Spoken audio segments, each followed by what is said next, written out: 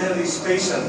I was a launch controller here when from this very spot, man took off to fly to the moon. It was a journey that began 12 years before that rocket ever left the ground. And it started on the other side of the world. Back then, we were one of two superpowers that always seemed to be on the edge of a terrible war. In 1957, the Soviet Union launched the first ever man-made satellite into Earth orbit. They called it Sputnik, which means traveling companion. In a world where peace hung in a delicate balance, it seemed to create a dangerous advantage. Every ham radio operator in America could hear it beeping. People were afraid. Were the Soviets looking down on us? Watching us? If they could make a satellite pass over our cities, could they do the same with a bomb? Our own space program kicked into high gear, and less than 2 months later, we were ready to launch our own satellite.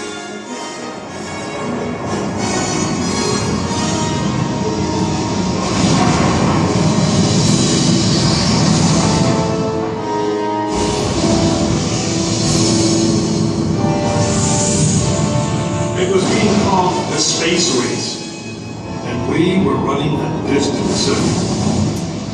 In 1961, we fell even further behind. Soviet cosmonaut Yuri Gagarin became the first man into space, circling the world in just 89 minutes. We had our own astronauts, and they were eager and ready to take the big ride. But our manned space program couldn't seem to get off the ground. We stuck with it, and on May 5th, 1961, things finally started going right. Astronaut Alan Shepard took his ship Freedom 7 6.5 miles into space. America had its first space hero. Just a few days later, our space program received a new challenge. But this one did not come from the Soviet Union. It came from our young president. In one inspiring moment, he changed the mission.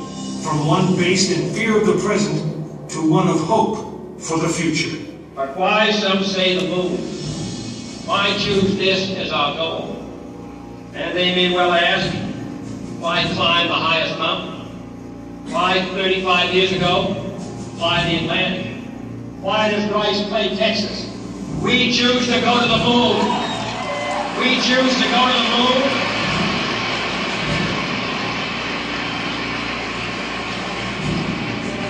We choose to go to the moon in this decade and do the other thing. Not because they are easy, but because they are hard. We hadn't been more than 16 minutes into space, and now we were going to the moon.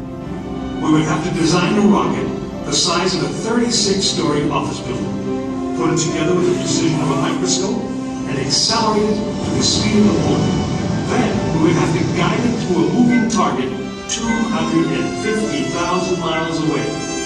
Many people thought it was an impossible dream, but 400,000 of us set about making that dream a reality. It would be the longest, most hazardous voyage that any man had dared to attempt. But step by step, mission by mission, we orbited the Earth, perfecting the skills and technologies we would need on this incredible journey. Our astronauts practiced maneuvering, docking, and the 1,000 other tasks that would comprise the moon mission. We created new alloys, lighter and stronger than anything seen before. We designed communication systems that would be reliable over the vast distances. And behind it all, we tried to perfect the rocket that would be powerful enough to punch out of Earth orbit and take us to the moon.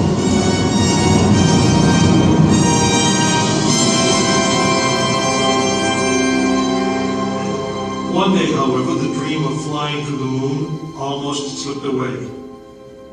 It was January 27th, 1967. Astronauts Virgil Gus Grissom, Edward White, and Roger Chaffee were on board Apollo 1 for a plugs-out test, a full-scale dress rehearsal for the actual launch. Suddenly it happened. There was a fire in the capsule. 3 men, whose lives had been in our hands, were lost. Surely the opening vistas of space promised high costs and hardships, as well as high reward. But this country of the United States was not built by those who waited and rested and wished to look behind them. After Apollo 1, some thought we'd failed, and that the moon was out of our reach. But we owed it to those men to learn from their sacrifice and to carry on. We started taking the Apollo vehicle apart, piece by piece. Was the design flawed? Had safety been compromised? Tough questions. And we spent 1.5 years redesigning the spacecraft so that no astronaut's life would ever be at risk because we overlooked something, or because we could have done something better. A moon rocket is 91% high explosive, and it goes into the most unforgiving, hazardous environment there is. We could never make it risk-free, and the men who flew them knew that. We didn't send men into space again until Apollo 7 orbited the Earth testing some of the new design.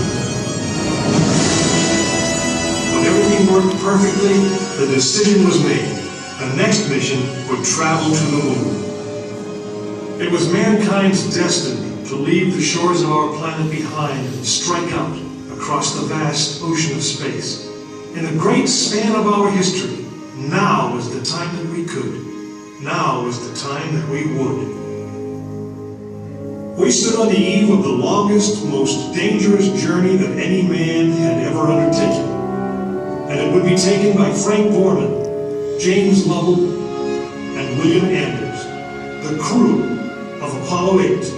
Through those doors you'll find the firing room, launch control, just as it was on December 21st, 1968.